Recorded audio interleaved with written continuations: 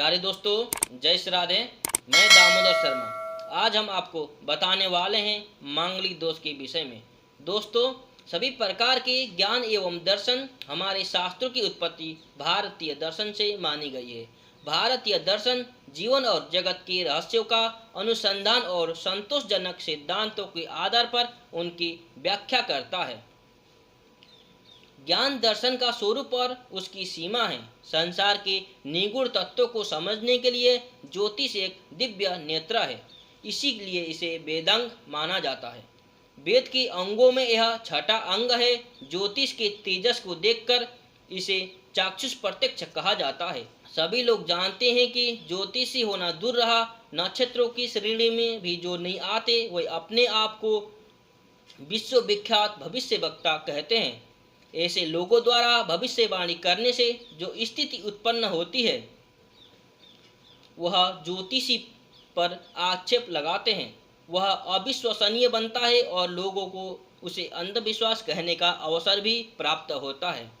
ऐसे ही मांगलिक दोष के विषय में अनेक भ्रांतियां समाज में प्रचलित है।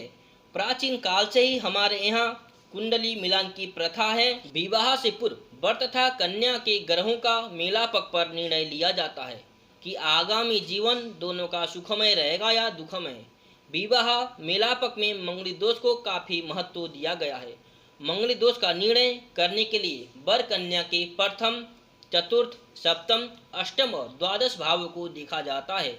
दक्षिण भारत में द्वितीय भाव से भी इसका विचार किया जाता है। इन भावों में मंगल स्थित हो तो मंगली दोष मान लिया जाता है, क्योंकि मंगल वैवाहिक सुख को बिगाड़ने में अपना विशिष्ट स्थान रखता है। इसलिए मंगल ग्रह के नाम से मंगली दोष कहा जाता है। दोस्तों, भारतीय वैदिक ज्योतिष में मंगल ग्रह के मुख्य तौर पर मर्दानगी का कारक माना जाता है। मंगल आमतौर पर ऐसे क्षेत्रों का प्रतिनिधित्व करते हैं जिसमें साहस, शारीरिक बल, मानसिक क्षमता आदि की आवश्यकता पड़ती है।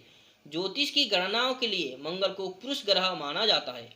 ज्योतिष में मंगल ग्रह को मुख्य तौर पर एक सेनापति के रूप में दर्शाया गया है। यह ताकत, साहस और पौरुष का कारक है।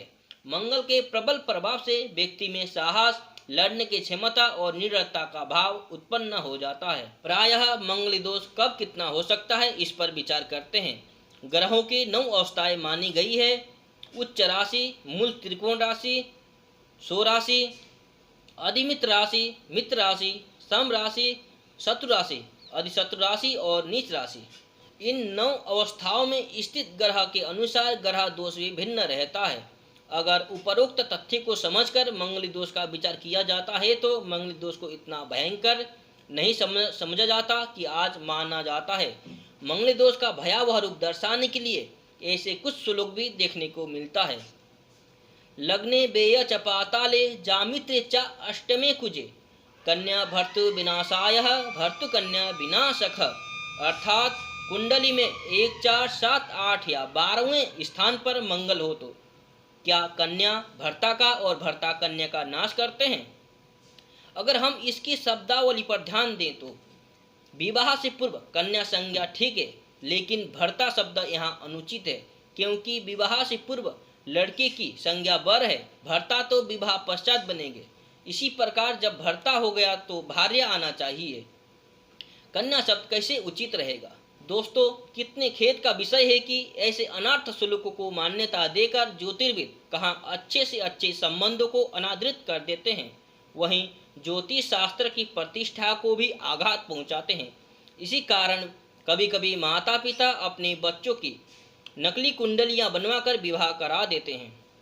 दोस्तों, प्रथम भाव तन भाव है, चतुर्थ सुख स्थान, सप्तम भाव कामोपयोग को जानते हैं। इसी प्रकार अष्टम भाव जीवन साथी कुटुंब को बतलाता है और द्वादश भाव संज्ञा सुख का निर्देशन स्थान है। इन भावों में स्थित होकर मंगल उस भाव को दूषित करता है, साथ ही दृष्टि दोष से दूसरे स्थानों को भी बिगाड़ता है। जैसे लग्न में स्थित मंगल की चतुर्थ, सप्तम और अष्टम स्थान पर ही दृष्टि रहता है, द्वादश में होकर भी सप्तम स्थान पर दृष्टि डालता है।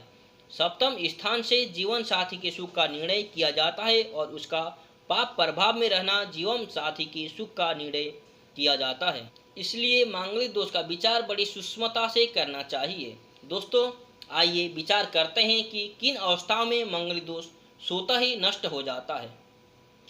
सप्तमेश सो राशिस्थ हो या उच्च का हो, मित्र राशि में होकर सो स्थान को देखता हो। इसी प्रकार सप्तमेश पर गुरु या शुक्र की पूर्ण दृष्टि हो तो भी मंगली दोष समाप्त हो जाता है। सप्तम भाव को बलि शुक्र या गुरु देखते हो तो भी इसका प्रभाव नगण्य रहता है। नीचस्थ या त्रिकस्थ होकर सप्तमेश सप्तम भाव को देखता हो तो भी मंगली दोष क्षीण हो जाता है। शुभ ग्रह केंद्र में हो या शुक्र द्वितीय भाव में हो, गुरु मंगल साथ में हो या मंगल पर गुरु की दृष्टि हो तो भी मंगली दोष का परिहार हो जाता है। एक के मांगल स्थान पर मंगल हो और दूसरे के इन स्थानों में सूर्य, शनि, राहु, केतु में से कोई भी एक भी ग्रह हो तो भी यह दोष नष्ट हो जाता है।